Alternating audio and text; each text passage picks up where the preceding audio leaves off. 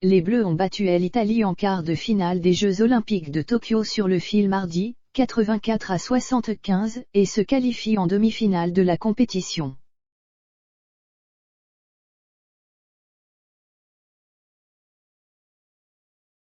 Les Français emmenés par Rudy Gobert et Evan Fournier affronteront la Slovénie de Luka Doncic pour briguer une place en finale du tournoi de basket.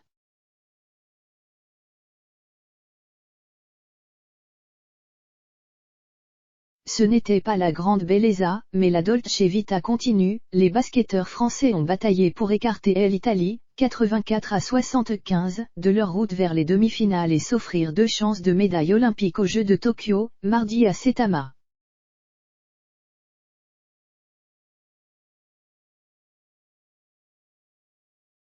Quand on a Nicolas Batum et Rudy Gobert à plein régime dans son équipe, il est permis d'envisager une issue favorable, surtout avec Evan Fournier pour assurer le rendement offensif, 21 points.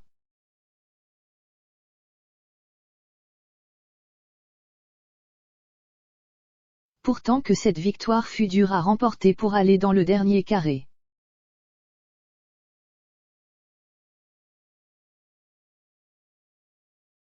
Le parcours des Français, animé d'une force tranquille et parfait jusque-là, se poursuit donc qu'après 3 victoires en phase de groupe, notamment celle retentissante contre les États-Unis, qui leur avait offert une première place synonyme de tirage au sort favorable.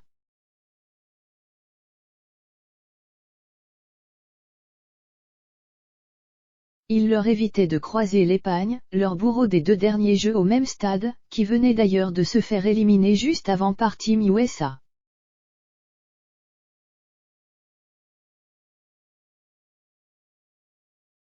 Cet alignement favorable des planètes devant, l'espère-il, aboutir à quelque chose de brillant au pays du soleil levant, va devoir désormais traverser la pluie d'astéroïdes slovènes, qui promet de nombreuses turbulences avec l'astre Luka Doncic en prime, dès jeudi au prochain tour.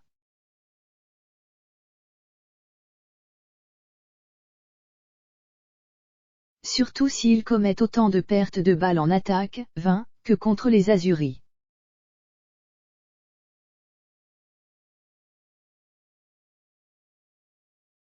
Place à la Slovénie de la star Luka Doncic. Mais les joueurs de Vincent Collet ont confirmé qu'il était bien armé pour poursuivre leur destin olympique, malgré des vents contraires et une Italie que le sélectionneur savait dangereuse en tant qu'invité de dernière heure, après sa victoire dans le tournoi de qualification, TQO, en Serbie, et prête à un combat de tous les instants.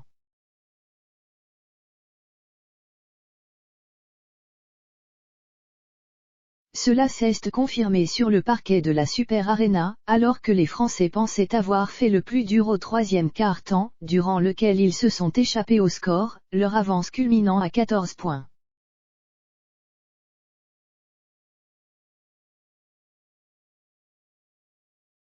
Durant ces minutes d'une grosse intensité, Batum a été un capitaine montrant l'exemple en défense, contrant et interceptant à tout va.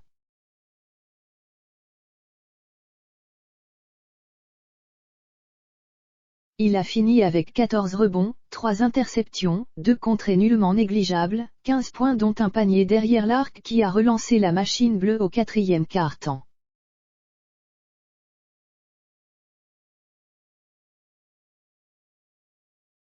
L'autre homme fort a été Rudy Gobert, enfin au niveau qu'on attend de lui dans ces JO, dominateur dans la raquette, dissuasif en défense, déterminé en attaque.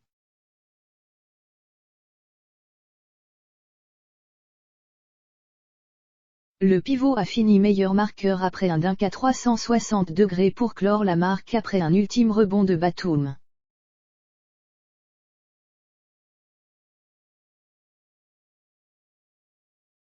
Les sourires étaient enfin de rigueur, alors que cette dernière période a lentement mais sûrement vu les Italiens revenir à hauteur.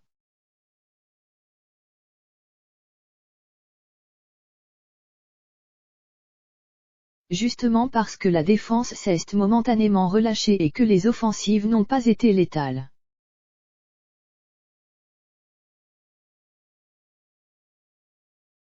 Des leçons à retenir. Car la Slovénie, elle, ne pardonnera pas.